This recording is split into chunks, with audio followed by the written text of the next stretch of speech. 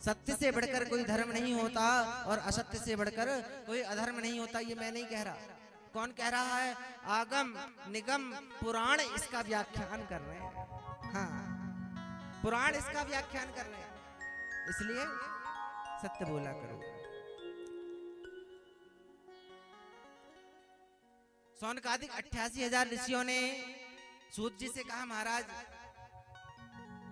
ये भागवत रूपी फल उस कल्प वृक्ष से नीचे की ओर कैसे आया? हाँ, ये संसार के प्राणियों को सुलभ कैसे हुआ? तो सूत जी कह रहे हैं कि निगम कल्प तरोर गलितम फलम सुख मुखाद अमृत द्रव संयुतम पिबत भागवतम रसमालयम मुहुरहो रसिका भुवि भावुका।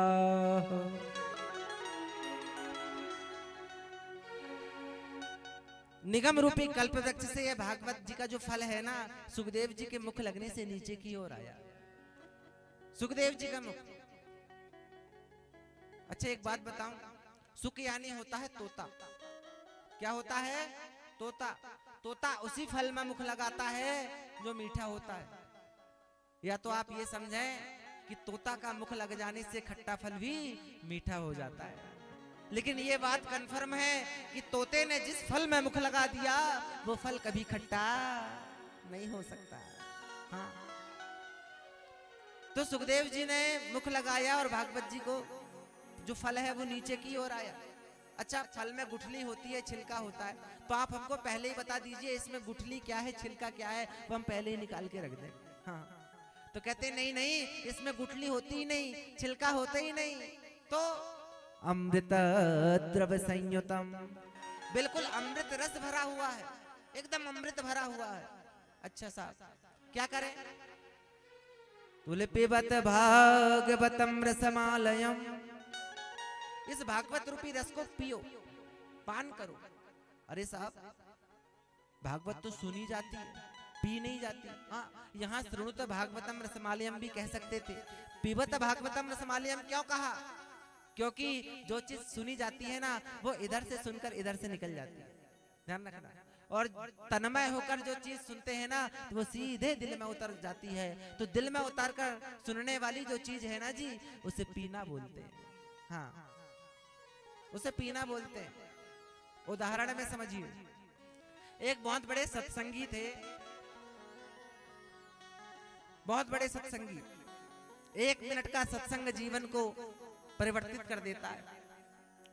सत्संगी ने 2 मूर्ति बनाई पीतल की, ध्यान से सुनना मैया, 2 मूर्ति बनाई पीतल की, दोनों ही मूर्ति एक जैसी, एक सा वजन, एक रंग, एक रूप, और दोनों मूर्तियों को मैदान में रखा नुमाइश के लिए, और लोगों से कहा मेरी मूर्ति की परीक्षा लीजिए और खरीदिए।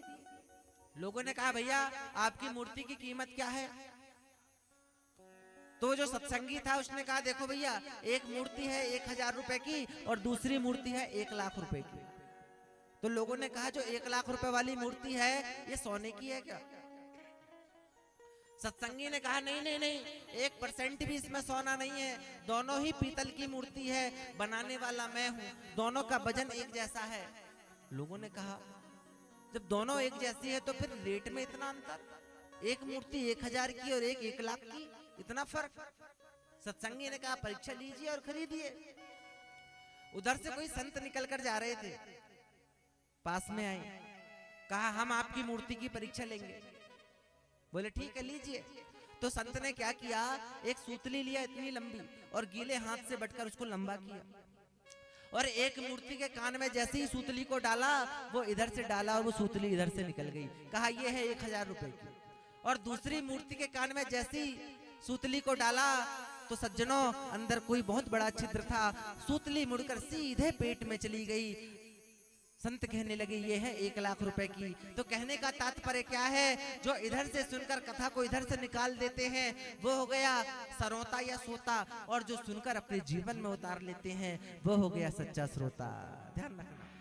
हाँ, इसलिए पिबत भागवतम रसमालयम मुँह रहो रसिका भुवि भावुका। इस रस का पान करो। अच्छा, आप ये बोलेंगे कि अरे साहब कितनी बार सुने, पहले छिंदवाड़ा में सुन रहे थे, फिर सिवनी में सुन रहे थे, फिर जुन्नार देव में सुन रहे थे, फिर हर जगह सुन रहे थे, कितनी बार सुने, वही कथा वही सब कुछ है। तो गीता में लिखा है मुहुर्मुहु बार बार इस रस का पान करो। जितनी बार सुनोगे उतना आनंद आएगा, जितनी बार सुनोगे ना उतना कुछ नया सीखने को मिलेगा, नया सुनने को मिलेगा। कथा कभी पुरानी नहीं होती, कथा जितनी बार आप सुनोगे हमेशा नई की तरह लगेगी, ध्यान रखना, उतना आनंद आएगा। और जो व्यक्ति भागवत की कथा को सुनकर आघा जाए, कह दे क्या सुने वही कथा है, तो भगवान की महिमा को, भगवान की कथा को दिन भर भी नहीं जान पाता। जो भगवान की कथा को सुनकर यह कह दे क्या सुने वही कथा है, हाँ क्या सुने, आघा जाए।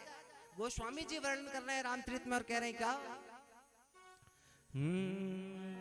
कि रामचरित जे सुनत अघाही, रामचरित जे सुनाही अघाही, रामचरित जे सुनत अघाही, रामचरित जे सुनत अघाही, रस विशेष जाना दिन नाही, रस विशेष जाना दिन नाही, जिन हरि कथा सुनी नहीं काना, जिन हरि कथा सुनी नहीं काना, श्रवण रंध्र अहि भवन समाना, श्रवण रंध्र नहीं भवन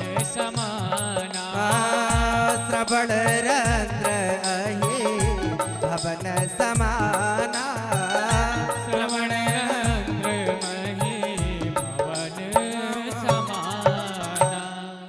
रामचरित जे सुनत अघाही, रस विशेष जाना तिन नाही। जो भगवान की कथा को सुनकर क्या क्या अघा जाए, वह भगवान की कथा का इतना भी महत्व नहीं समझ पाते। जिन हरि कथा सुनी नहीं काना, जिन कानों से हमने भगवान की कथा नहीं सुनी, जिन कानों से हमने भगवान का कीर्तन नहीं सुना, श्रवण रंध्र ही भवन समाना, उनके कान तो चूहे के बिल के गड्ढे के समान होते हैं, सांप के बिल के गड्ढे के समान होते हैं। ध्यान रखना, जो कान भगवान की कथा श्रवण नहीं करते उनके कान तो चूहे के बिल के गड्ढे के समान है। हाँ, इसलिए भगवान की कथा को श्रवण किया करो, भगवान की कथा को सुना करो, यही जीवन का सार है, यही जीवन का परम तत्व है। प्रेम से कहिए राधे राधे।